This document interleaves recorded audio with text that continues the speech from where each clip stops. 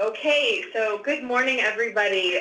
Again, sorry for the technical difficulties that we were having, but we are going to go ahead and get started with the Volunteer Generation Fund Technical Assistance Call. My name is Audrey Kidwell, and I'm the Program Manager for the Volunteer Generation Fund, and I am joined with Tracy Lambright, a Financial Analyst for Volunteer Florida, and Richard Swartz, the CFO, and on the call as well is Kat Keene, the National Service Program Director. Good morning. Good morning. Good morning. So we're going to get started, and again, just as some reminders, at any time you have any questions, please use the chat box to type those in. And if you can self-mute, that would be preferable, so there's no background noise during the call. So we're going to go ahead and get started, and I'm going to turn it over to Kat Keene to kick us off. Well, good morning, everyone, and thank you so much for joining the Volunteer Generation Fund Technical Assistance Call. We are really excited to share this opportunity with you in Florida, and we hope you take advantage of this funding. Volunteer Florida is the governor's lead agency for volunteerism and national service in Florida. We administer more than $32 million in federal, state, and local funding to deliver high-impact national service and volunteer programs like Volunteer Generation Fund in Florida. Our role is to promote and encourage volunteerism to meet critical needs across the state. And we also serve as Florida's lead agency for volunteers' donations before, during, and after disaster. The Volunteer Generation Fund offers you, as applicants in Florida, opportunity to engage skills-based volunteers and increase the capacity of your organization to manage volunteers. So we're really excited that you joined the call today. Great. So Volunteer Florida administers the Volunteer Generation Fund. It's an initiative of the Corporation for National and Community Service, and it focuses the investment on volunteer management practices that increase volunteer recruitment and retention. In anticipation of federal funding, the Volunteer Generation Fund will make available up to $286,000 to a maximum of 22 subgrantees serving the needs of Floridians. Each subgrantee will receive $13,000 in funding along with additional training support associated with the Volunteer Generation Fund program. Subgrantees will be awarded only in the amount of $13,000, and proposals should only request funding in the amount of $13,000.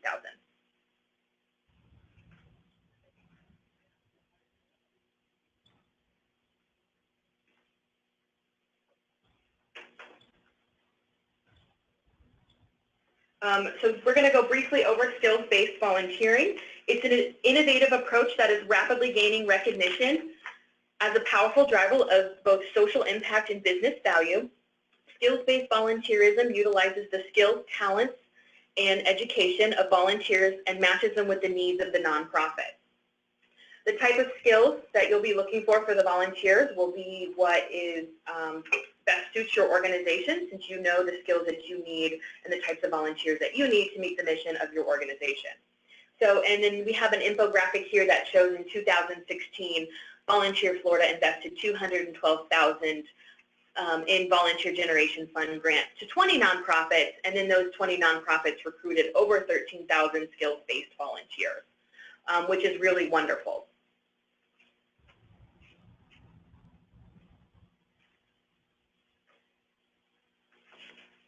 We're going to go over priorities for funding. Eligible entities must be a public or private nonprofit organization, including faith-based and other community organizations, institutions of higher education, government entities within states or territories, labor organizations, partnerships, consortia, or Indian tribes.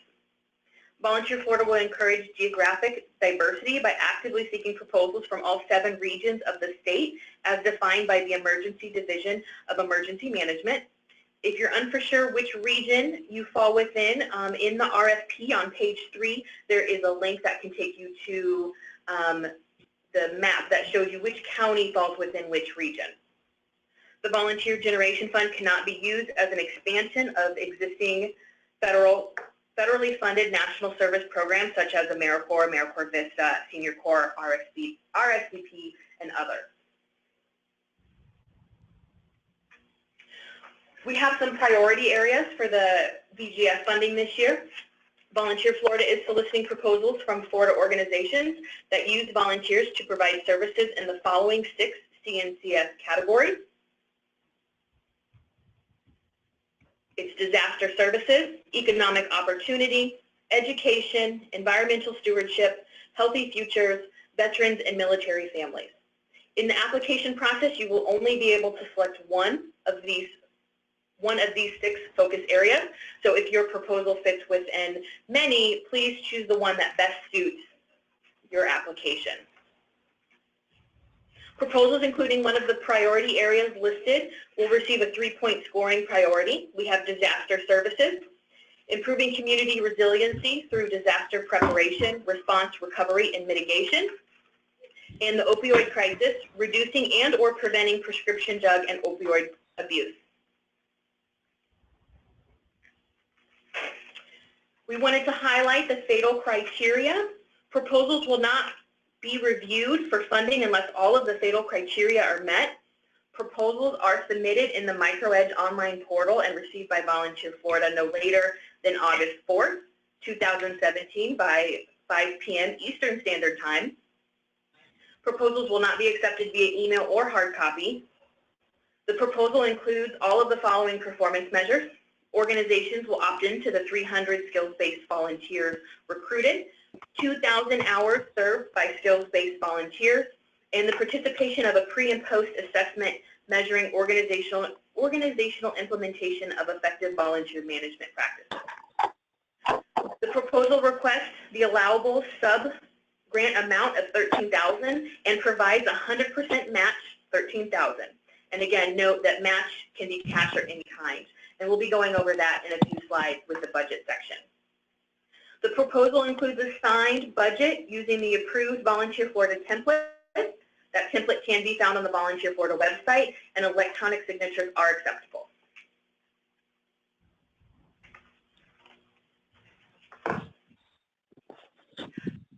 So for performance measures, successful applicants must opt into the following performance measures. The number of community volunteers recruited by organizations or participants must be 300. The number of hours community volunteers serve will be 2,000. And again, you will participate in a pre- and post-assessment measuring the organizational implementation of effective volunteer management practices.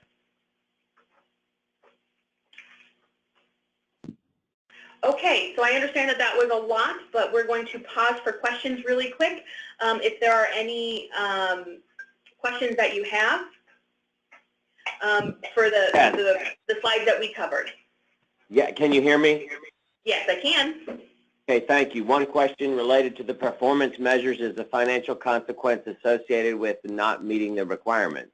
300 volunteers is an awful lot in small communities.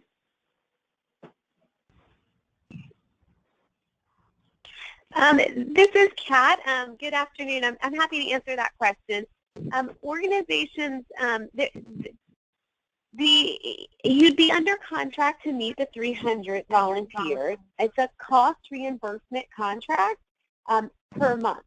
So not meeting the 300 volunteers, for example, if you got to 299 or you got close, also the number of hours engaged, the 2,000, the organization is under contract to meet those.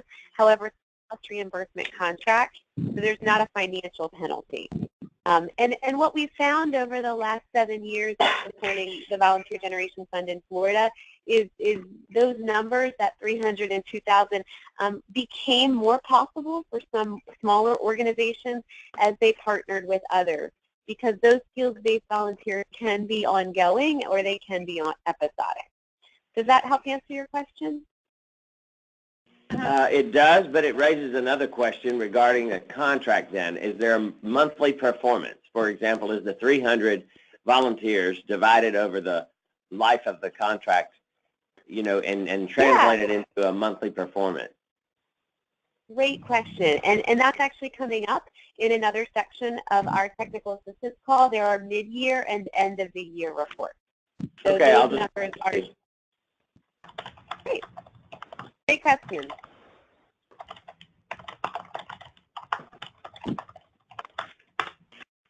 Are there any other questions?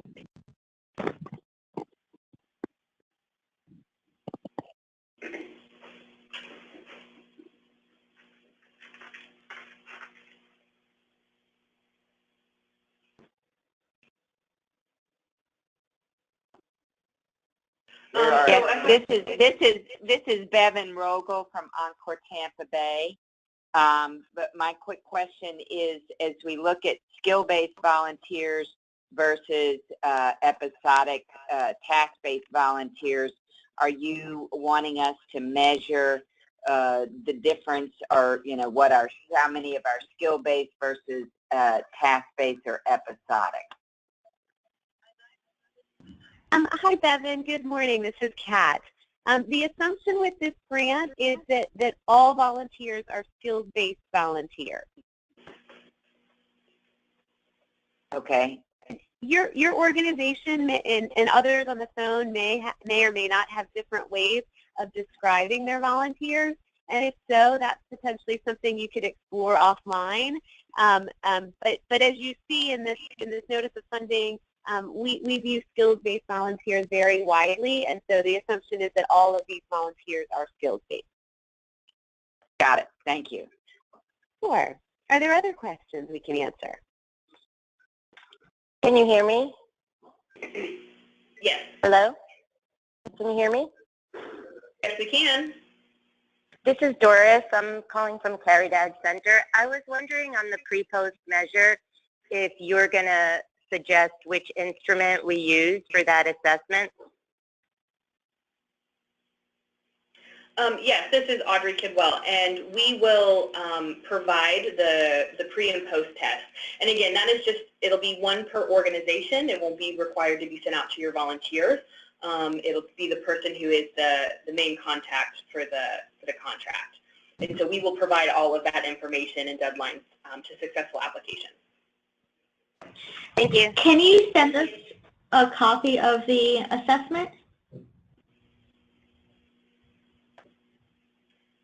Sure, we can make that available. Okay.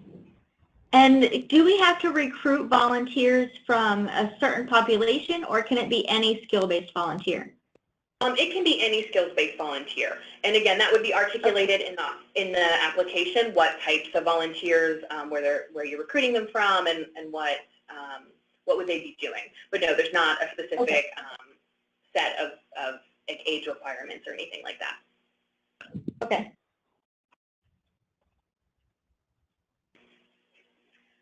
I do see a couple questions in the chat box about the budget, so we're going to hold off on those until the next slide because I think some of those questions will be answered.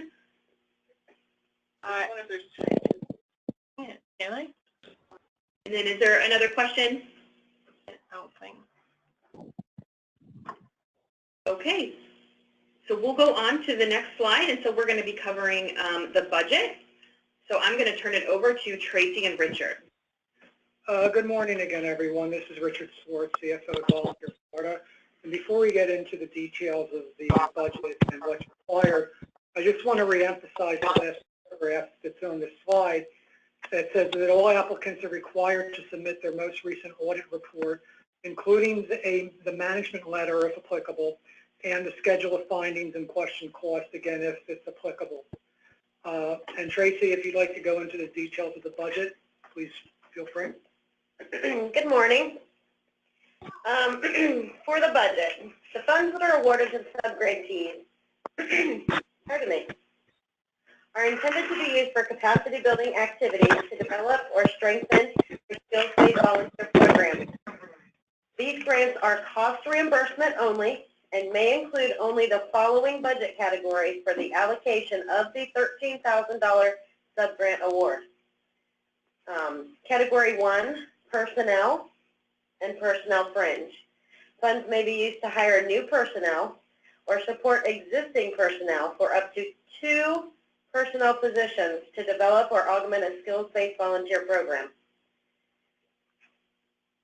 Category 2 is personnel background checks. Funds may also include the cost of background checks for the 2 personnel charged to the grant. Only the 2 people on the grant can you include in the personnel background checks cost. And the third category is database software. Funds may be used for technology or software which are directly related to the recruitment, support, management, and retention of skills-based volunteers and tracking volunteers' demographics and activities. Those are the only categories in which the $13,000 sub-grant award can be split into. All grantees are required to also provide a 100% in-kind and or cash match. So that would mean $13,000 match as well. They're required to submit their most recent audit reports, as Richard stated, including the management letter and schedule of findings and question costs. Please keep in mind when doing the personnel and personnel fringe, the documentation that would need to be required when you submit your monthly request for reimbursement. So that when you are choosing your personnel, you're choosing the people that will be able to provide timesheets, that will be able to show the actual time that is being spent on the VGF grant, as well as payroll documentation, so that we're able to verify the payroll has been paid out, verify the amounts that you're claiming. I know that sometimes in the past we may have chosen someone who didn't necessarily fill out a timesheet, so it became difficult in being able to claim, recoup those costs and figuring out what kind of documentation. So I wanted you to be aware that there will be timesheets and documentation required for the personnel that's chosen, for both the personnel and the fringe benefit costs. Which for fringe benefits, if you're claiming health insurance and workers' comp, those documentations would include, invoices. They will include proof of payment so that we know that those benefits have been paid for. And as this is cost reimbursement, it would mean that you cannot ask for reimbursement of those costs until those costs are actually paid for.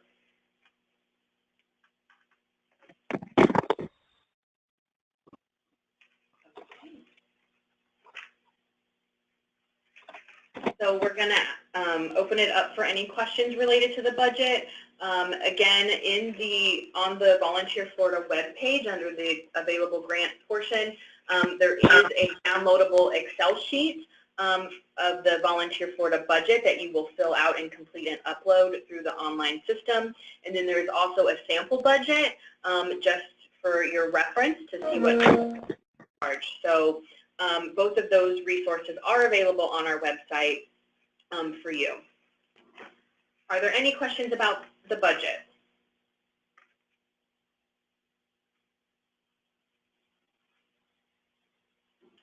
Okay, there's a few things in the chat box that we'll just verify.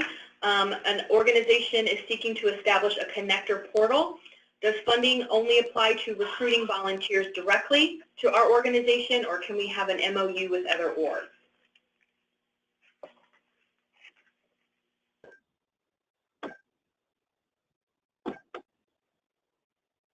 So you can use this funding to establish a connector portal, but again, we can only charge that portion of the grant that is being used for the recruitment of skills-based volunteers.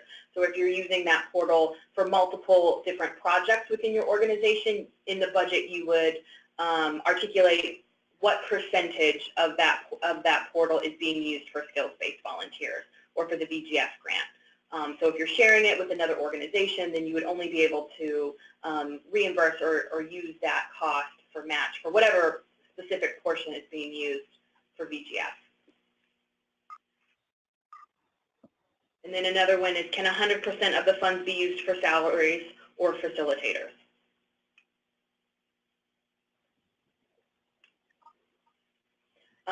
Yes, so 100% of the funds can be used for salaries and or facilitators, but again, you can only have a max of 2 people per grant.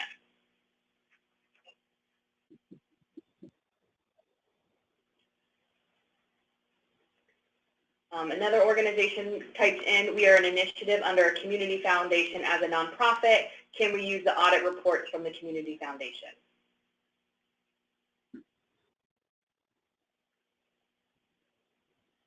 No. And then we have another question on who is required to have background checks. We're going to go over that in a second, but it is any individual who is charged to the grant. So if you are charging 2 personnel, then both those people will need to have a 3-part background check complete. And the same thing if they're fringe and their salary. Again, if it's a database, you don't need to charge the backgrounds for any of the people using the database, but it's strictly just for the personnel and the fringe benefits. Okay, are there any other questions about budget? Just one question on the background checks. At what level? We're going to get to that in a second, but it is a three-part federal. So you will do a local check for the state of Florida, and you'll do an FBI check, and then there is a sex offender check that will be completed as well. Sure. But we'll go over that in a second, and then also in the RFP there is a link that kind of explains it more and the types of checks we're looking for. Thank you. So really briefly, we're going to go over some just other requirements just to make note for the RFP. Successful subgrantees will report to Volunteer Florida on the Volunteer Generation Fund performance measures as specified, including the number of volunteers engaged, hours served, some volunteer demographics, and the increase of organizational effective volunteer management practices. And so again, once those successful applications have been identified, we do provide more reference on the types of questions we're going to be asking, so then that you can make sure that you're keeping track of that all year long. Background checks. Successful subgrantees will be required to complete an online training and a three-part background check process consistent with the standards of the Corporation for National and Community Services, the Volunteer Generation Fund National Criminal History Check requirement.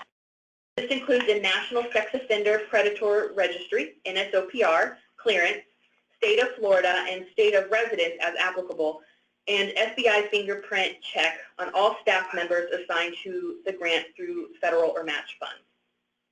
And again, in the RFP on page 7, there is a link that takes you directly to the web page that can kind of lay it out more of what specific vendors to use and whatnot. But are there any other questions about the reporting or the background checks?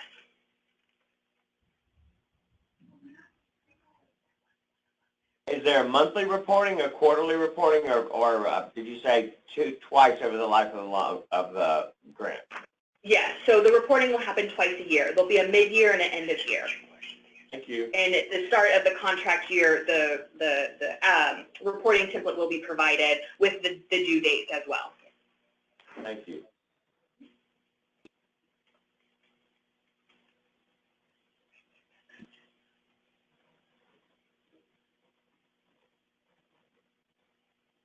So there was another question about who is required to have the background checks. So again, it's just any individual who is charged, whether that be for the CNCS portion or the match. And again, you can have only max 2 people. And so those 2 individuals would be required to have a background check.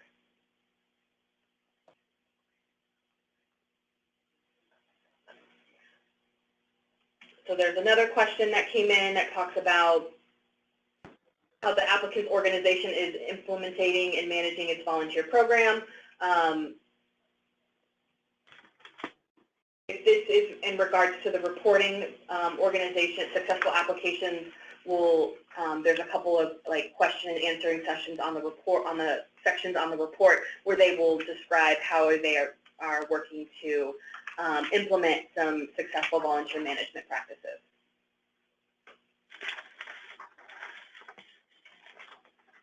So there's a question about a newly formed organization who has not yet had an audit.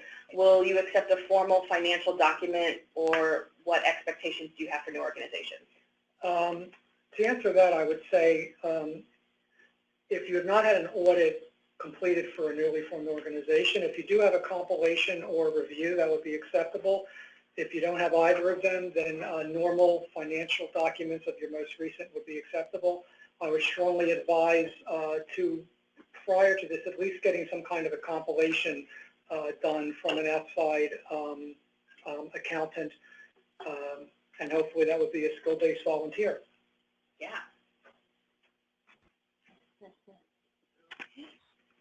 All right, I think I've answered all of the questions in the chat box. It did look like I missed one about the performance measures and healthy futures. And so, yes, mental health would fall under healthy futures. And if you have more questions on what falls within which CNCF priority area. On page 8 of the RFP, there is a link that takes you to the CNCF focus area, and so they give you more of a breakout of what they're looking to see within those 6 areas.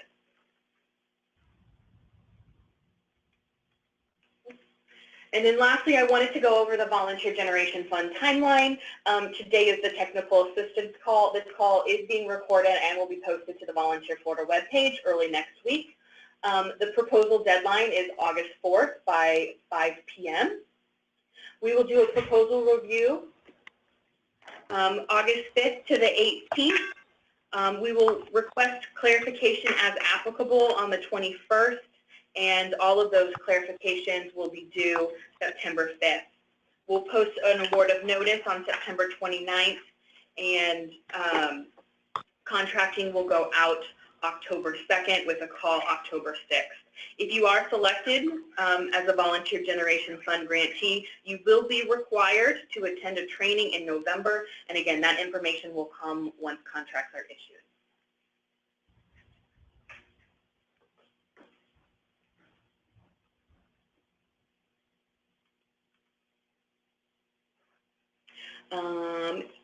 A question is, if we use volunteers that already have background checks done by the schools, will copies suffice, or do we need to run our own checks?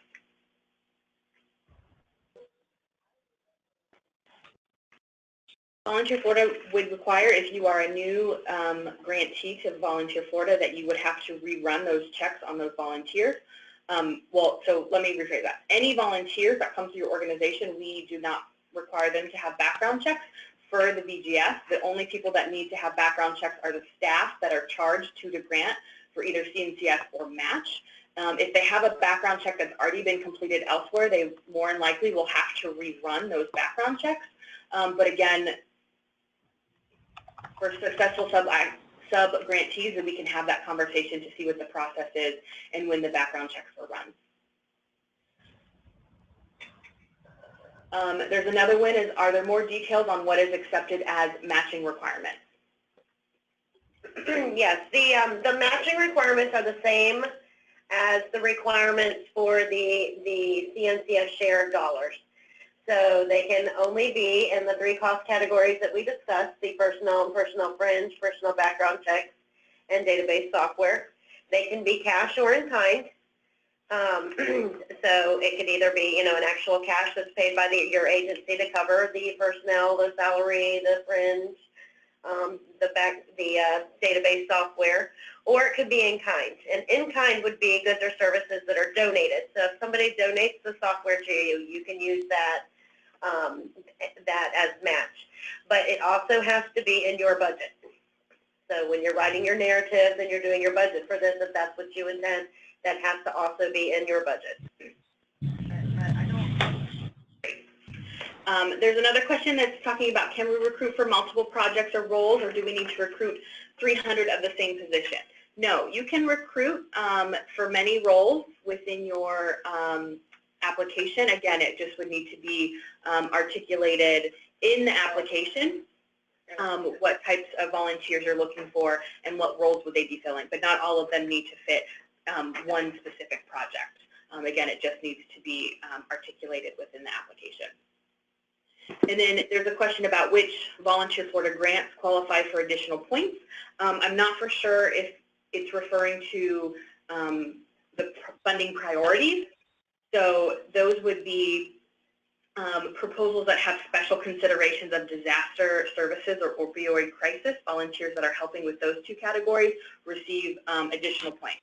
But any of the other 6 CNCS priority areas do not receive additional points. Is the grant contract 1 year? Yes, it is. It starts October 1st, 2017, and will end September 30th, 2018. And so you would have that whole year to recruit those 300 volunteers. There's a question about, can you apply under more than one focus area? No, you cannot. Only select one. So if you think that your application falls within many, please select the one that best works for your organization. and make sure, again, that it's articulated in that.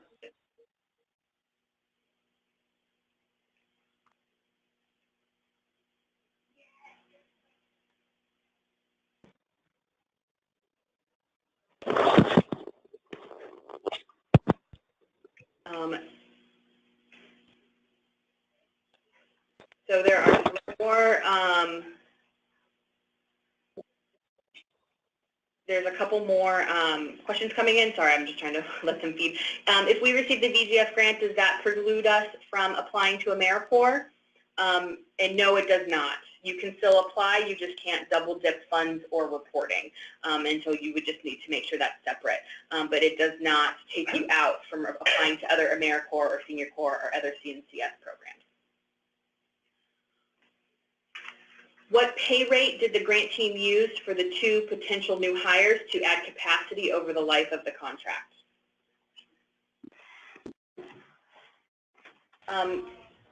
Do you mind explaining more, Kyle, if you can? Yeah, can you hear me? Yes, I can. Okay, so if it's $13,000, and if the contract is 12 months, and if it's capacity building,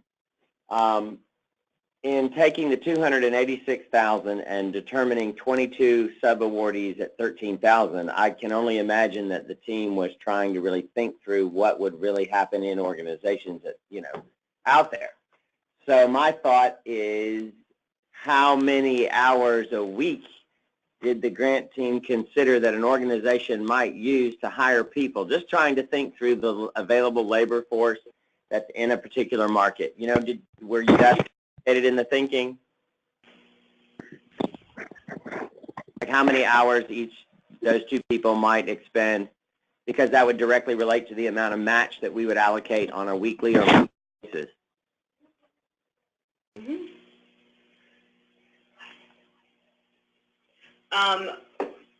Well, that's a good question. We have just had it. It's okay. It's okay. I mean, it's okay. Don't feel pressured to.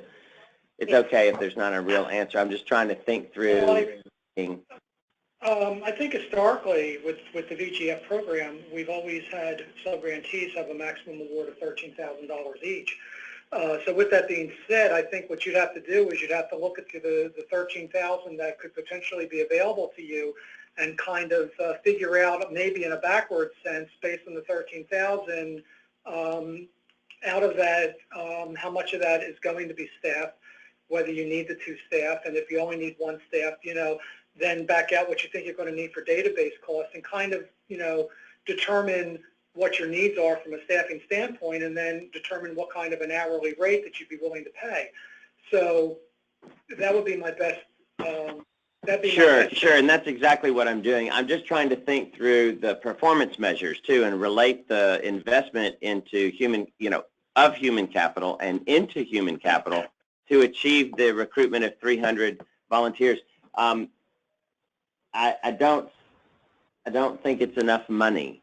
Although I do, before I kind of form that opinion myself, I would like to see you guys speak to a couple of the other questions related to, can the 300 volunteers include existing volunteers that may just need to be entered into a database, or will the assessment tool mark and measure, each organization's inventory of volunteers, and are they looking for 300 new volunteers? That would really help me see the whole picture. Great. So it does say that we do, one of the questions is, do we need to recruit 300 new volunteers, or those 300 within our organization? Again, they would need to be skills-based, so if none of those 300 are skills-based or match up with the program that you're applying for, then know that you can't count them. But since if you've never received the VGF application grant before, when you start October 1, ideally all of those volunteers at your organization, provided they are skills-based and match the application, can be used. You don't need to find a whole nother 300 new from the ones that you currently exist within your organization. You would just need to make sure that they match within the program and that they're skills-based. Does that help answer some of those questions for the volunteers? They're not a completely separate set of volunteers. They can be from your current database, as long as you're not already reporting them for other federal funds and reports. Right. But yeah, so like if you already have volunteers coming into your organization and those volunteers are skills-based and they match your application, then you can count those.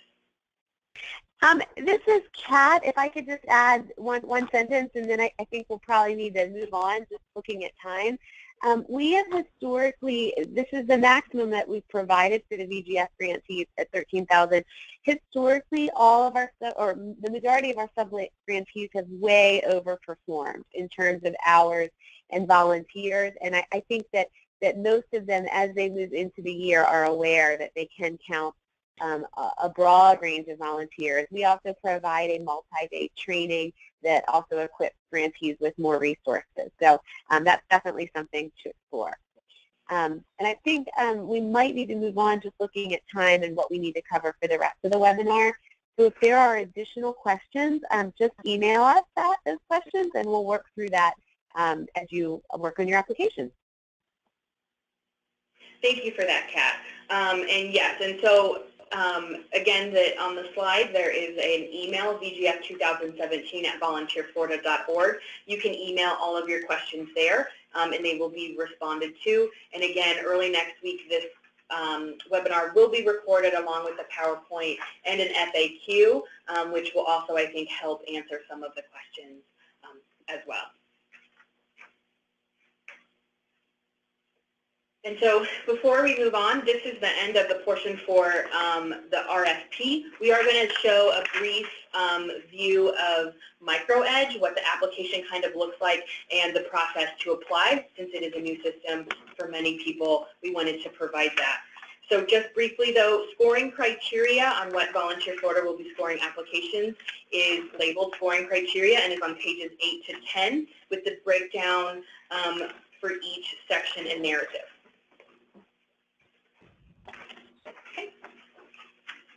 So the application instructions, we're going to show a brief tutorial on the VGF application process. So again, it works best in Internet Explorer or Mozilla Foxfire. The system is not necessarily Google friendly. It doesn't mean that it won't work, but these are the better two options. Proposal submission instructions are on the RFP, pages 10 to 12.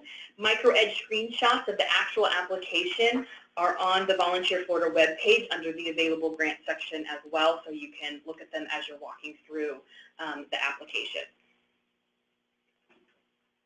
So what you will do is this link right here, the www.grantrequest.com, you'll click that link and it will open you up into the online portal. In the RFP, it's hyperlinked, or you're able to copy and paste it.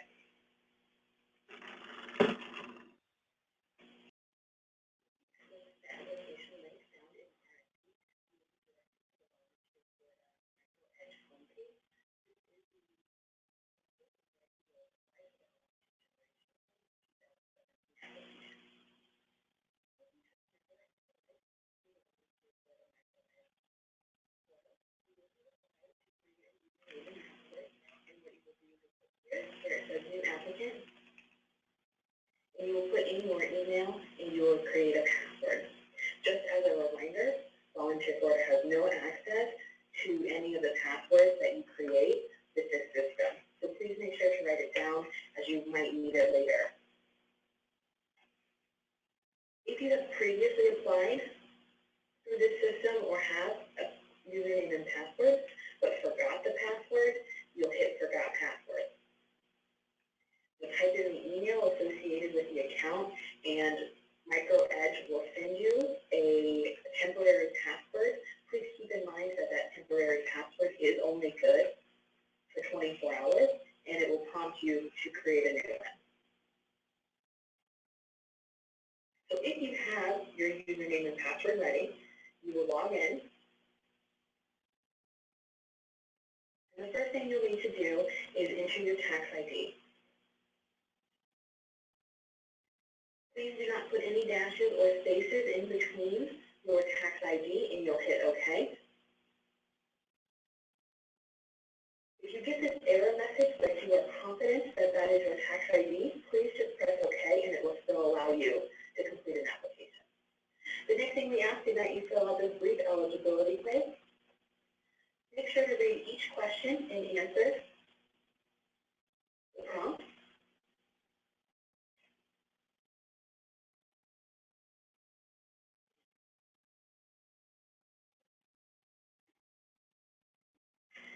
And then you'll be taken to the cover sheet.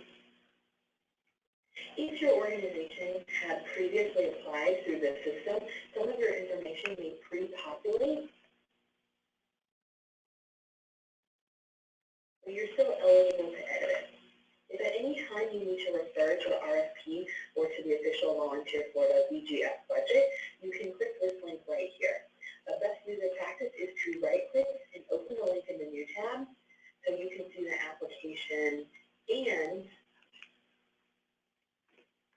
the grant information at the same time. So you'll fill this all down. Everything that's marked with a red asterisk means that it is required and you cannot submit this application without filling out that box. And then at some areas, you may need more information, and so we have provided some little info help text. And a lot of it tells you where to refer to in the RFP to find that information. And then as you go through this cover sheet, you'll just fill out the application. If you're unsure of which region you fall within the Florida Division of Emergency Management, you can click here. Again, another good user practice is to right-click and open that link. And it will provide you with the county and what region you fall within. You'll want to put your address in your city, the zip code, your main office number, and website. For the applicant information, you will fill out your CEO's first, last name, title, and email, and their phone number. If the CEO or the executive director is the same person applying for this grant, you will check this box, and MicroEdge will autofill the next portion. If it is separate, if you're the applicant, but you are not the CEO or the executive director for your organization, you'll leave this box blank.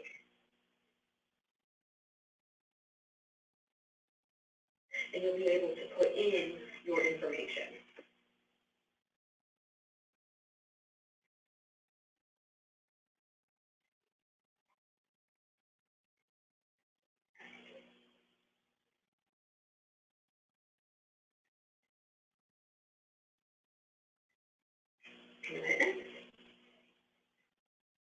You put in your VGF project title, the city served, the county served, and you'll check one of the focus areas for your main project.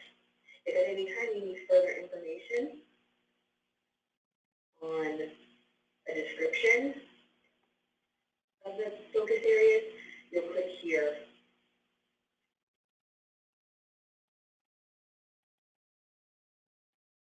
And it will take you to the Corporation for National Community Service definitions for each of the focus areas.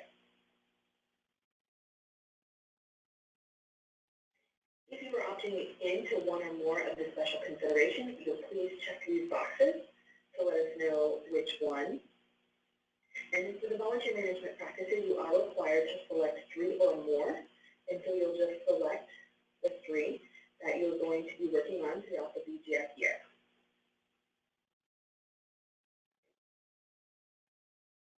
For sections 3 and 4, this is all narrative. And so the writing prompts can be found in the RFP to help you write the different narratives that need to happen for each category. Each box is a 500-word limit. There is spell check and a word count. The word count falls directly below the box in which you are writing. So as you are writing, it will decrease that for you. A good user practice is typing this up in Microsoft Word and then copying and pasting this into the system. Again, there are help notifications to let you know where to find them in the RFP.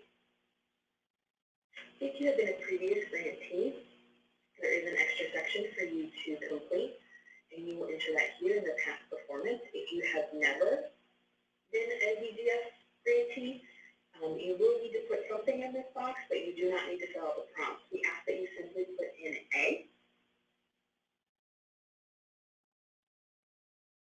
and continue on.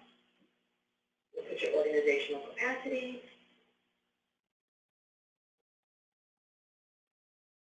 and then in the performance measure section, you'll need to check these boxes, verifying that you opt in to all 3 performance measures, and then the narrative that goes with it will go in this box. And then we have a section for the budget narrative, where you will put all of the written response here.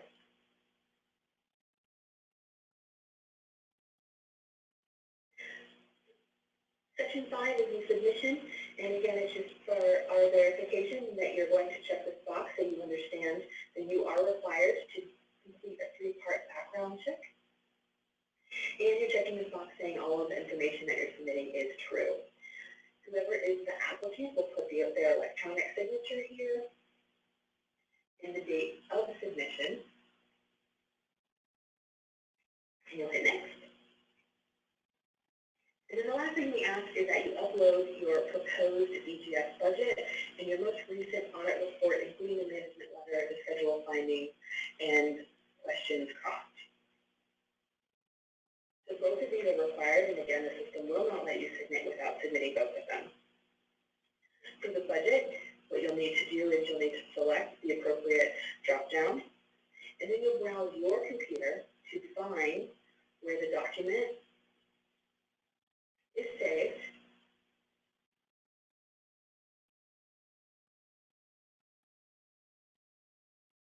And before you do anything, please hit upload. And as you can see, the item that was attached has been uploaded. It will give you the title that Volunteer Florida has labeled it, the 2017-2018 proposed VGF budget. The file name is whatever you have named it and saved it to your system as. The date that it was uploaded and the size. If for some reason you accidentally uploaded the wrong item, you can hit the remove button and it will delete that for you. The next thing you'll need to do is update your audit. Again, you'll select the title that says audit. You'll find where that audit is saved.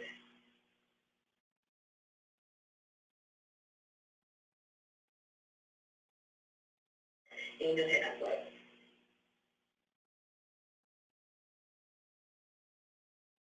And again, under here, it will tell you the title, the name that you have given the document, the date that uploaded, and size. Again, if you have 2 titles that will have the same name, the system thinks that you're trying to upload the same item twice. So if you see 2 things that say proposed VGF budget, the system will not let you submit without making sure that there is an audit there as well.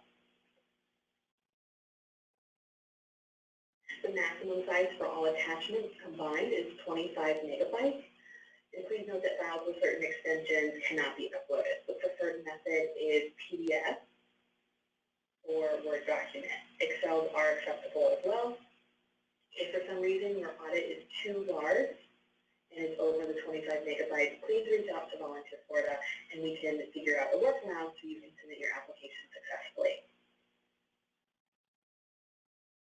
And so now you have completed the entire application. You have 2 options. You can hit save and finish later. And once you do that, it will roll you back to that main page where you can access your application at a later date. Maybe you need someone to double check it before you can finally hit submit. If you're ready to submit, hit review and submit. And it will let you know where there are errors, which means you didn't fill out a box that was required. It'll tell you the titles, and so you'll just need to go through the application and complete those.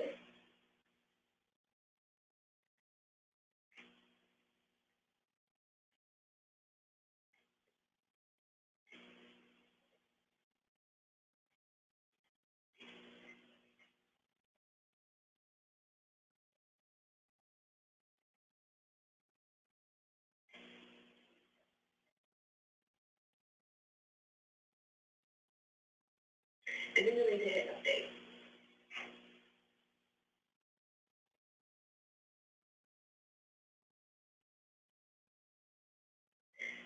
And if you see no more red messages, that means everything has been inserted correctly. And again, it gives you one final check if you need to do any spell check or add or subtract anything. And as you're rereading it,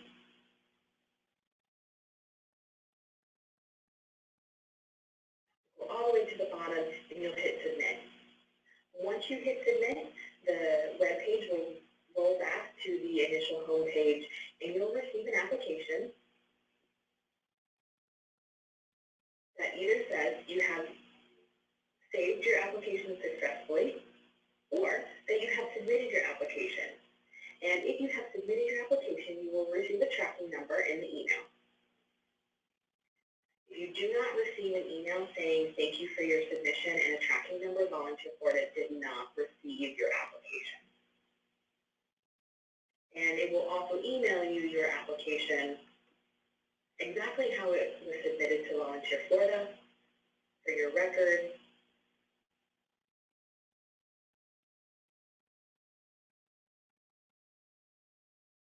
And it will even show the different attachments that you uploaded. So anytime you have any question on, oh, did I upload the correct attachment, you'll be able to click here and verify. If you just saved your application, you'll again get an application that says your application has been saved successfully, and it will also provide you a link on how to get back into the system to update and submit your final application.